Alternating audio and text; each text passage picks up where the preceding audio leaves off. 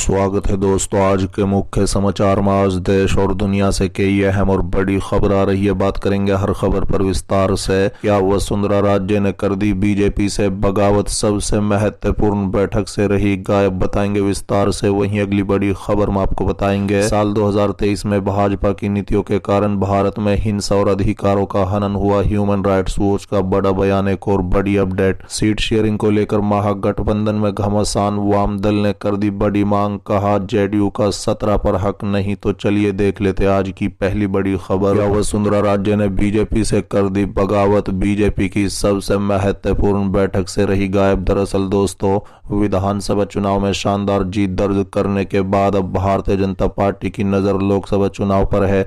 लोकसभा में 400 सीट जीतने का लक्ष्य बनाया गया है। इसे लेकर राजस्थान में महत्वपूर्ण बैठक हुई, लेकिन सबसे बड़ी बात यह रही कि इस महत्वपूर्ण बैठक में पार्टी के सबसे महत्वपूर्ण नेता ही गायब रहे। बता दें, हालांकि पार्टी के किसी बड़े नेता ने इस बारे में कोई जवाब नहीं दिया। दरअसल राजधानी जयपुर में दिल्ली रोड पर स्थित वंशस्थल होटल में आज भारतीय जनता पार्टी के बड़े नेताओं की बैठक चल रही थी। दोपहर बाद शुरू हुई इस बैठक के दो महत्वपूर्ण एजेंडे हैं। पहला एजेंडा, राजस्थान की 25 लोकसभा सीटें हैं, पूरी के पूरी सीट जीतने के लिए पार्टी को क्या करना चाहिए, इसे लेकर यह महत्वपूर्ण बैठक रखी गई और ये देर शाम तक चलने वाली थी। बता दें, इसी दौरान वसुंधरा राजे इस बैठक में नहीं पहुंची। क्या वसुंधरा राजे ने बीजेपी से बगावत कर दी? क्या आने वाले दिनों में राजस्थान में बीजेपी के लिए कोई खतरा मंडरा रहा है? दोस्तों, दरअसल दूसरा एजेंडा राम मंदिर है। राम मंदिर को लेकर राजस्थान में कांग्रेस को किस तरह से घेरा जाए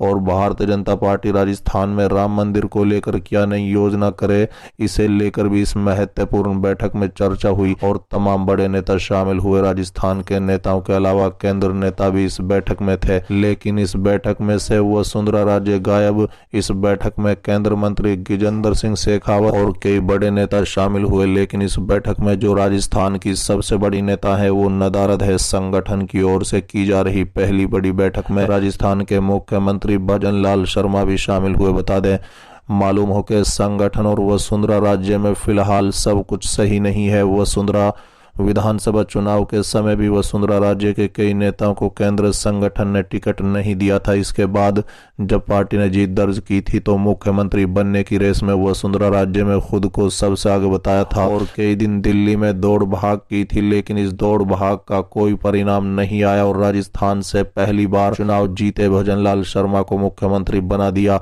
जबकि वसुंधरा राज्य 2 बार मुख्यमंत्री रह चुकी है। तो क्या वसुंधरा राजे भारतीय जनता पार्टी को राजस्थान में कोई बड़ा झटका देने वाली है?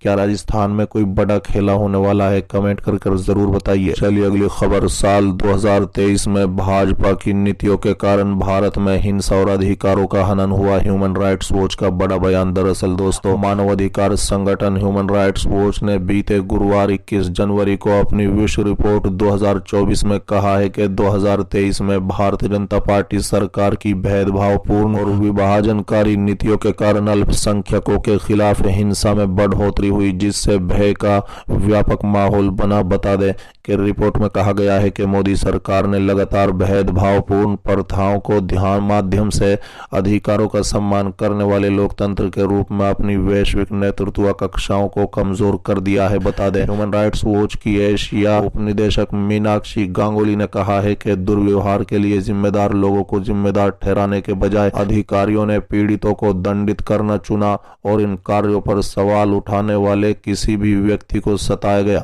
740 पेज के वर्ल्ड रिपोर्ट 2024 के 34वें संस्करण में ह्यूमन राइट्स वॉच ने 100 से अधिक देशों में मानव अधिकार की समीक्षा की है। बता दें, भारत अधिकारियों ने छापे वित्तीय नियमितों के आरोप और विदेशी योगदान विनियमन अधिनियम, जो गैर सरकारी संगठनों के विदेशी फंडिंग के नियंत्रित करता है, के उपयोग के माध्यम से पत्रकारों, कार्यकर्ताओं, आलोचकों को परेशान किया। बता दें कि रिपोर्ट में धार्मिक और अन्य अल्पसंख्यकों के खिलाफ भेदभावपूर्ण प्रथाओं को उजागर करते हुए कई घटनाओं को सूचीबद्ध किया गया है। रिपोर्ट में कहा गया है कि 31 जुलाई 2023 2023 को हरियाणा के नूह जिले में एक हिंदू जुलूस के दौरान सांप्रदायिक हिंसा भड़क उठी और तेजी से आसपास के कई जिलों में फैल गई हिंसा के बाद अधिकारियों ने अवैध रूप से सैकड़ों मुस्लिम संपत्तियों को नष्ट करके और कई मुस्लिम लड़कों और पुरुषों को हिरासत में लेकर जवाबी कार्रवाई की थी। अतिक्रमण हटाने के नाम पर की गई कार्रवाई पर पंजाब और हरियाणा हाई कोर्ट ने भाजपा के नेतृत्व वाली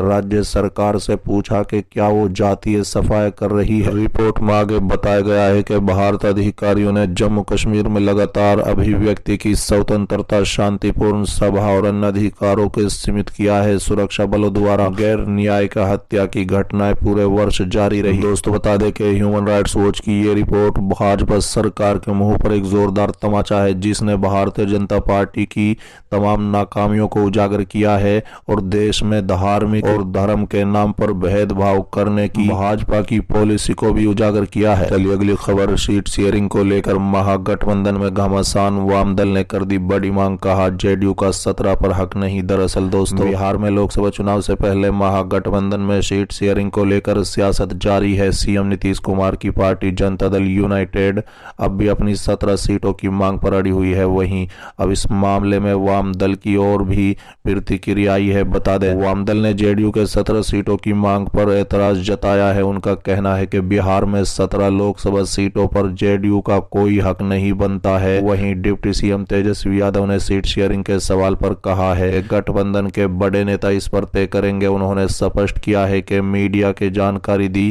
कि सीट बंटवारा नहीं होता है।